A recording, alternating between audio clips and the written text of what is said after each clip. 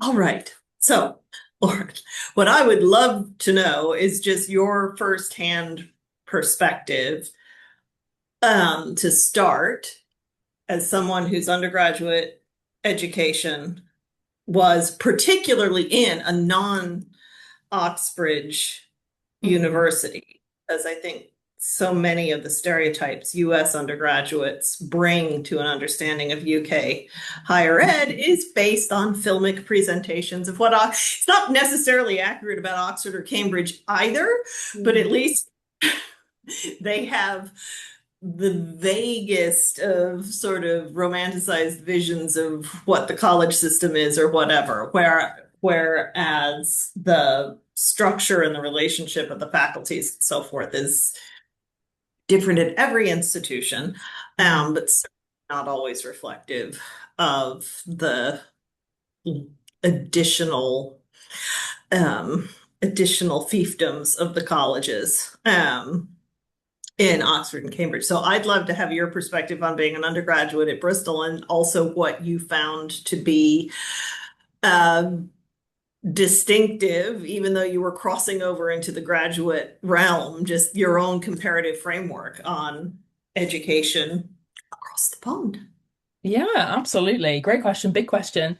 So, I mean, maybe I'll just begin by saying that I did my undergraduate in history at the University of Bristol. Then I did a master's there straight away. Then I had some time off and came for the PhD at Northwestern a few years later, which of course I am still plugging away at.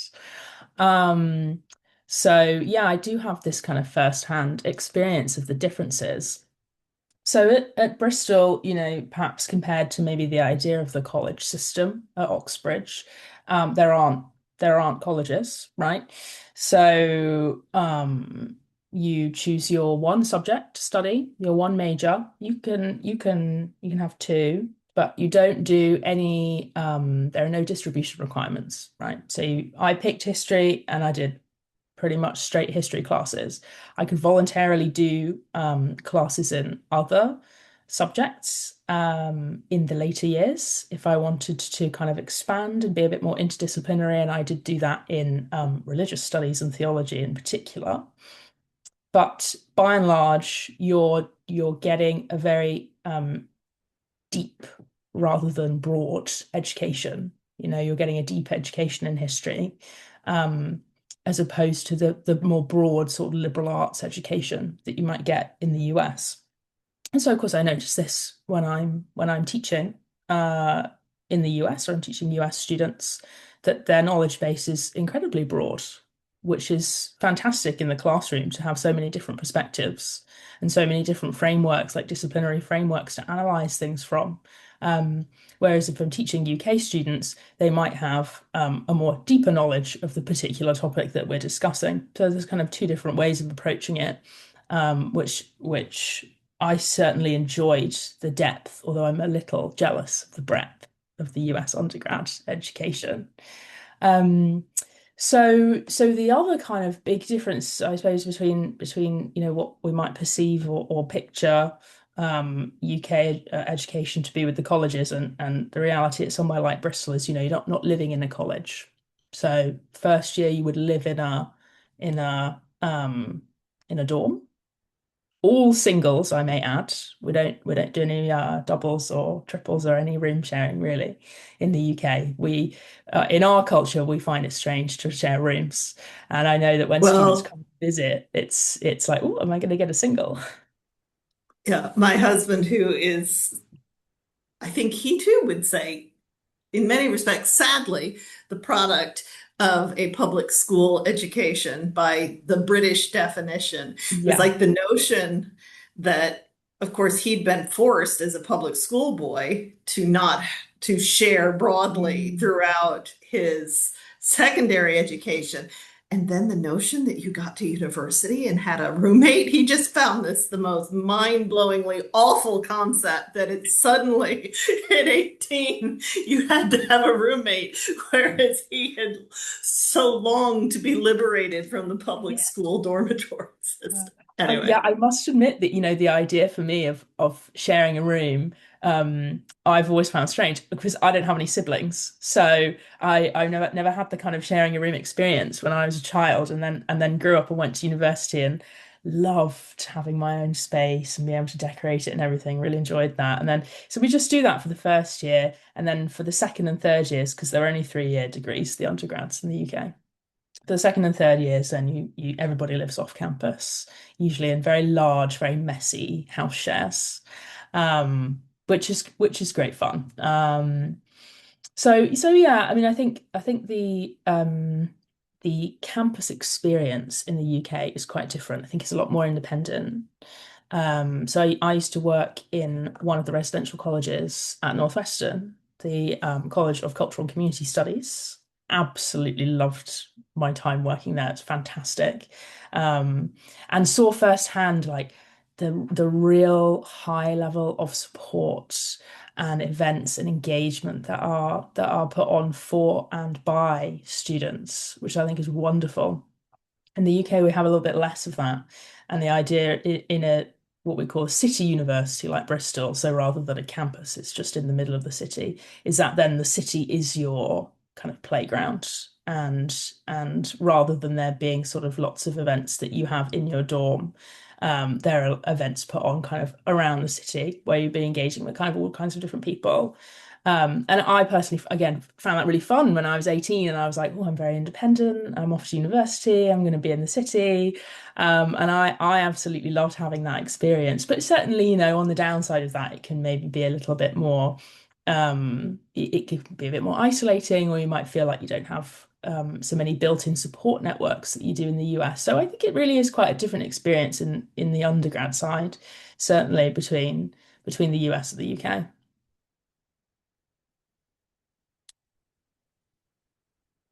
Oh, you're muted there, Beth. One of the things I spend a lot of time trying to convey to our students who are applying for master's programs in particular in the UK is the impact that that more specialized undergraduate education Yeah. has on the level of preparation and Mm, the capacity to think about very specific outcomes. So that I just came off a Marshall webinar, and they always toss around, and the distinction exists between a taught and a research program. However, the fact that at the end of the vast majority of quote unquote taught programs, you're still going to have a thesis, and you're mm, still going to have an expectation of a sort of research output that you're building to through the coursework. yeah. That and mapping that for US undergraduates, I think part of the issue is they don't understand. They can't. They haven't had the experience of being an undergraduate in the UK or frankly in continental Europe, Mm, where folks are coming out with that greater level of specialty already and the sort of preparation level that I would put more in alignment with folks who are doing those first couple of years of master's coursework in the US that are structured to fill that gap between the mm. BA and the PhD in our system. So I would love to hear your take, including corrections of, my own now outdated, right, experience and perception of that between what you saw having done a master's, having done a master's in the UK, and also just seeing now the distinction between what a super strong US undergraduate looks like and what a super strong UK undergraduate looks like. Yeah, that's an excellent point. Absolutely the really heavily specialized focus of the UK undergraduate degrees does then sort of feed into the UK masters in that they are expecting you to kind of generally have a certain high level of knowledge about the subject.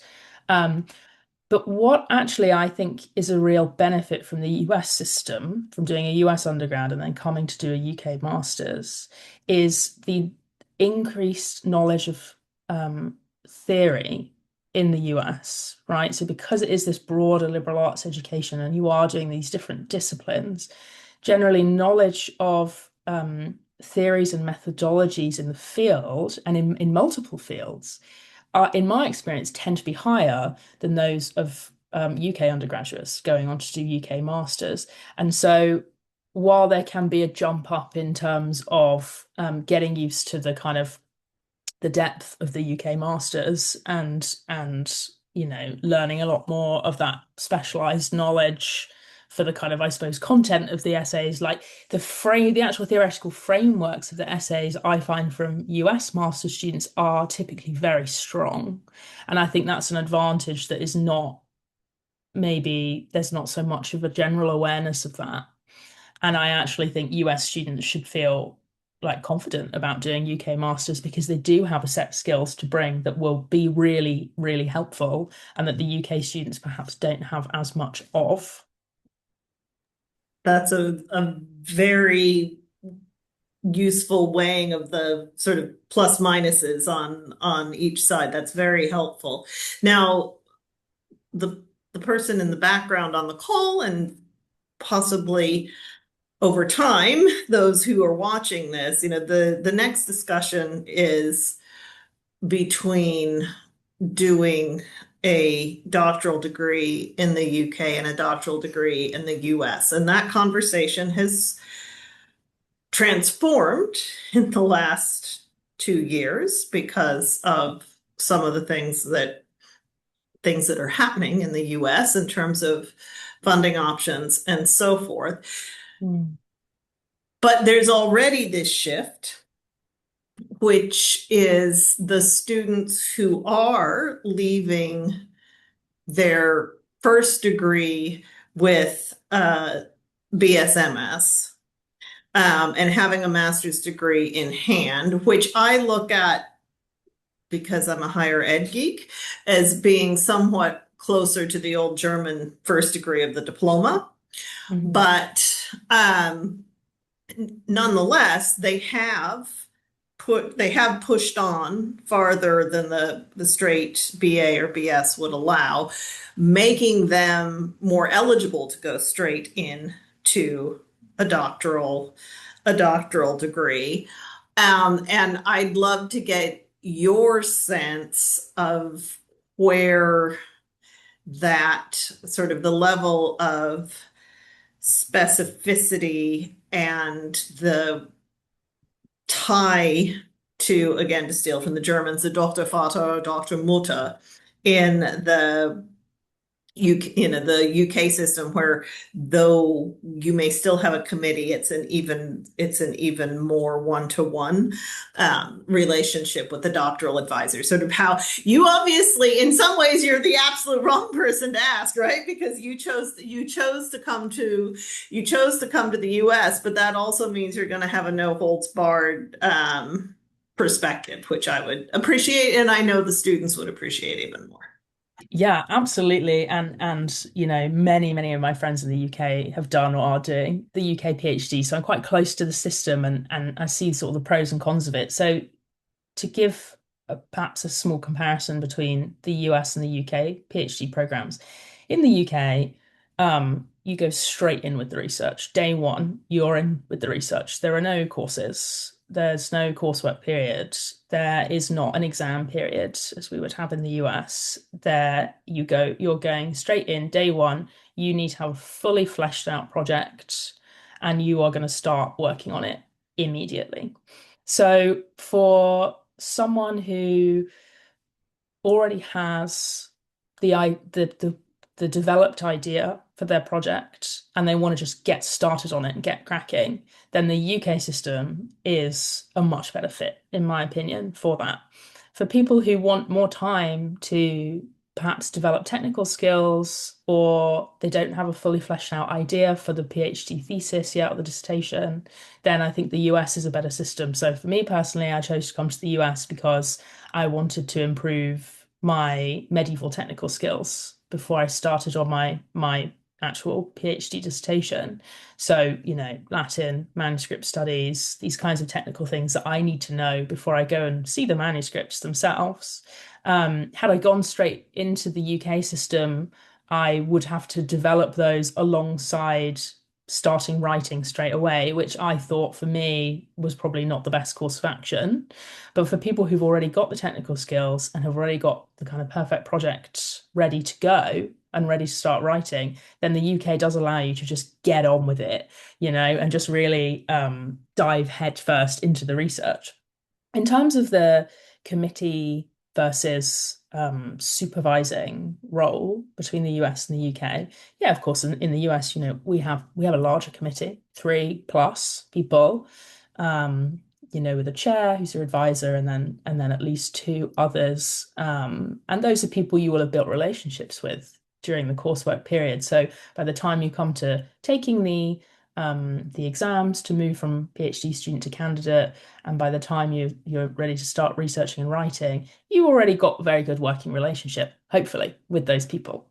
Um, in the UK, you apply directly to your supervisor, and then you have a second supervisor as well. Um, and so you will come in not necessarily knowing those people, maybe having had a couple of meetings with them to help with the application, and not knowing them so well, and then also building that relationship then in the first term or the first year of the PhD. So what you tend to see a lot of in the UK system is people who've done their masters, and built a relationship with a particular supervisor and then have gone on to do a PhD with them. And I would say of the people I know who do PhDs, that would be the vast majority of people. They already knew the supervisor from a master's. I think it is more difficult to do it kind of cold, but it's not, of course, impossible to do that, and that is does vary between disciplines, absolutely. So then, yeah, so then you have this one supervisor and a secondary supervisor also, but there's one supervisor who's really kind of guiding you in the work. I have found personally, comparing my experience to that of my friends in the UK, that and this may be just down to individual advisor or supervisor ways of working, but I feel personally that I have more support in the US system than my friends in the UK system do. I think because we start with such a specialized degree in the undergrad period, by the time you're at the PhD level, it's super independent. And it really is off you go, get the project on in 3 to 4 years, and we'll check in every few months about it. So I do think if you're going to go to the UK, you need to be like really ready to get on with what it is that you're writing your dissertation, or as we would say, thesis, about. Um, Whereas if you want more time to explore that and maybe more of a framework of support, then in my opinion, the US system is better for that. So there's another piece of how Americans in particular have tended to approach UK PhDs that I'm curious about as you look at your friends who are there versus yourself. Is I would say the US training system is very much geared towards the replication of the professoriate, whereas historically you get quite a few of the Americans who will go and do a PhD or DPhil on the sorts of fellowships that I'm looking like or otherwise, and then come back.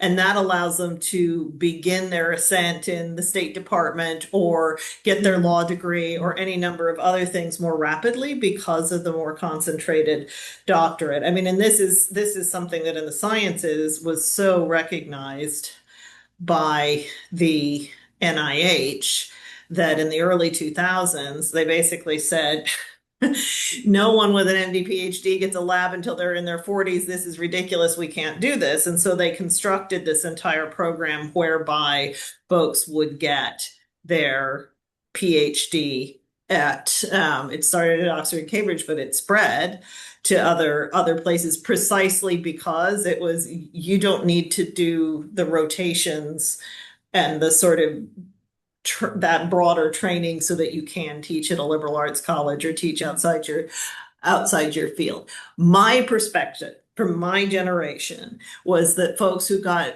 doctorates in the UK and Europe more broadly saw them as evidence of their expertise that they Mhm. might deploy running simulations in the financial world. They might deploy becoming, I can't think of her. I'm blanking on her name now, the FT managing editor and now head of King's, Gillian Tett, who has her, doctorate in anthropology, or the Prime Minister Gordon Brown was a PhD in econ. Am I revealing my age has, in your estimation, has there been a sort of generational shift away from seeing the doctoral degree training in the UK in that sense, of that more transferable sense Mhm. than is frequently understood in the US? That's a great question. And I think a very complicated one in that, I mean, I certainly agree that US PhD programs are very geared towards training you for the professoriate. And with so many years, 2 or 3 years of kind of intense technical training and exams before you can go in, and lots of teaching built into that, Yeah. lots of teaching experience. I think that really is so focused on the professoriate, and certainly something that I have heard from people who are more advanced than me in the UK is that UK institutions do like to hire people from the US PhD system because they do have more teaching experience. Yeah. And then, of course, then they can come over and be a teaching fellow, right? So that makes sense. But Yeah. from the UK perspective, certainly I do agree that historically many people in the UK have done PhDs as a transferable thing, or because they're super interested in the subject, not necessarily with an eye on becoming a professor and then going into industry or public life, certainly. And I also think the shorter time of a UK PhD really lends itself to that. You don't have to dedicate 5, 6, 7 years of your life. You can do 3. And Yeah. if you do a UK undergraduate for 3 years and then a year's master's and then 3 years PhD, really you're only, what's that, 7 years. So from when you're 18 to basically you can come out at 25 and you've got PhD and you're ready to go into Yeah. industry. So I think certainly, like, historically it has worked in that way. I have noticed, however, and this might be a bias because of the particular friends that I have or people that I know, Yeah. I noticed that most people in the UK system do have their eyes on the professoriate in the UK or in continental Europe. Not in the US because I think people understand more that that they won't necessarily get the level of teaching experience in a UK PhD that would be required when applying for a tenure track position in the US or perhaps Canada. But certainly, most people I know do have their eyes on staying in academia, in my field. So kind of in the history field. Um, Having said that, I do know quite a few people who have during their UK PhD done an internship. So most of the funding schemes in the UK for PhDs have an internship element to them.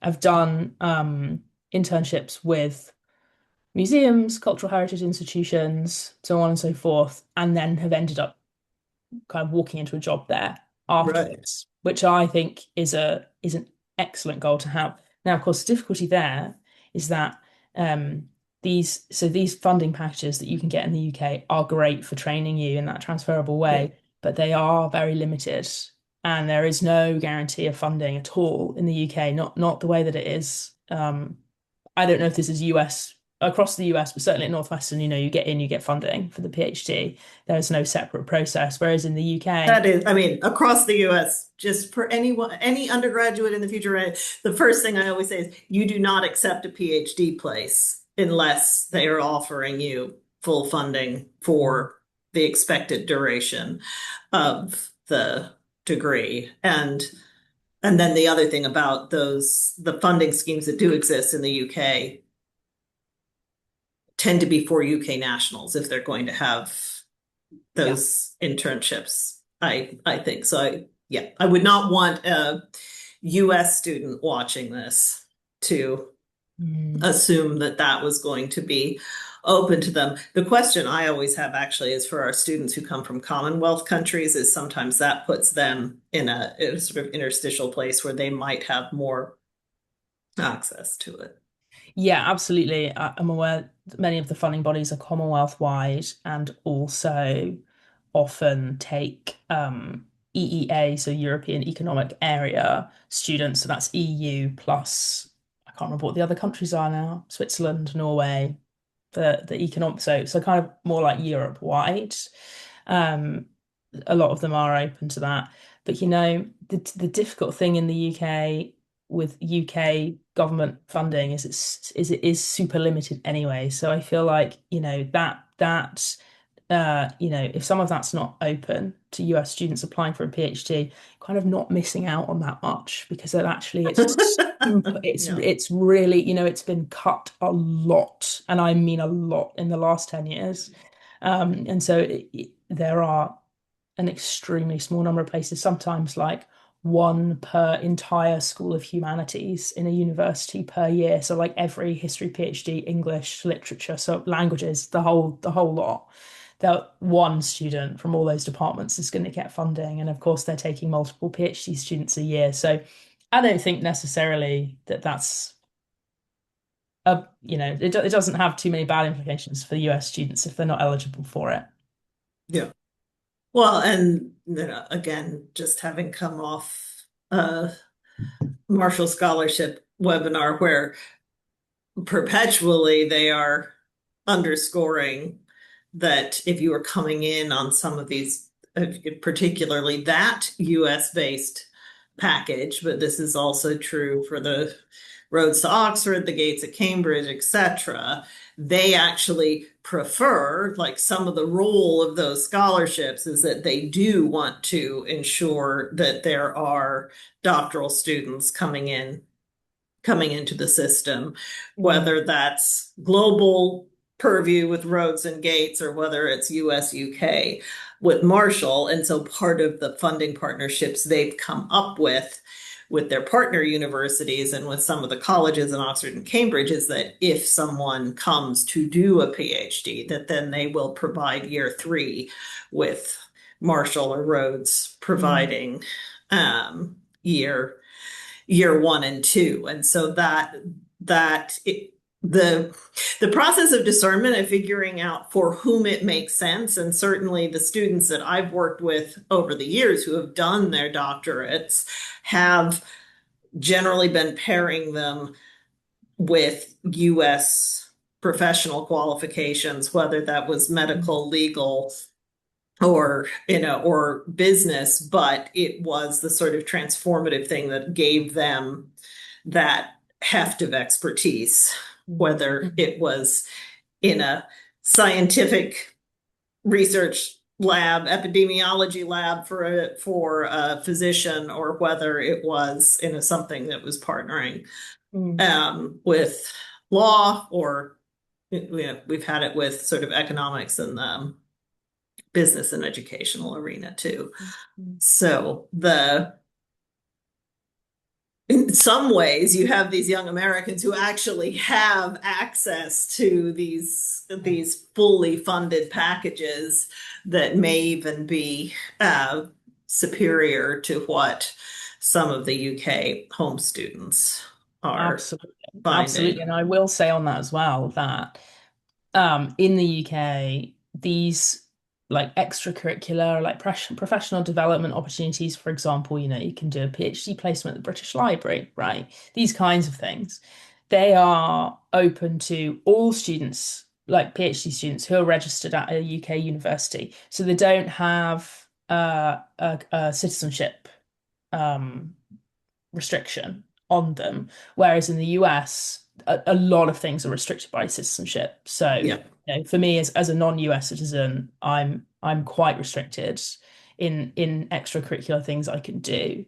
Um, whereas that's not the case in the UK. So any US students who come to the UK will be able to fully engage in these extracurricular opportunities by virtue of being enrolled in a UK university, not by citizenship.